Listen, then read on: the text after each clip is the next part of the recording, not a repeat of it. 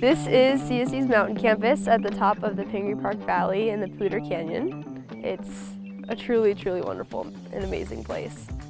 I mean, everywhere you go there's some sort of new beautiful ecosystem, wild animals, beautiful wildflowers, but also just the different hands-on learning experiences that you can have up here taking these classes. It's just so many amazing things rolled into one. It's really an immersive experience. You get to go to class, sleep in cabins, then wake up and go for a hike on the weekends, and it's just never-ending learning and fun. This summer particularly was super important because it is a required class for this major, but it's also just a really fun way to engage with in my college and make lots of friends and gain really valuable experience that will kind of give me an edge ahead in the field. I think summer session is a really powerful way to get ahead. It can help lessen your class load in the fall and the spring. That's why I started taking summer classes, so I don't have to take 18, 17 credits in the fall.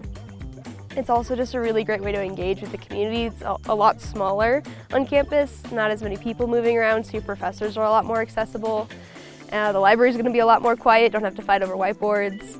And opportunities like this, where you get those immersive experiences, are really incredible. And you also can take summer classes and work a job. It's possible to do both and still have a lot of fun recreation in your summer. Only having one class at a time, I don't have to break apart my studying and feel like I have to focus on one class and then switch to another, and then I didn't study enough for the third one. I can just devote all of my time and energy into really learning the material. And especially in core classes like this is information I need to fully memorize, not just memorize for an exam.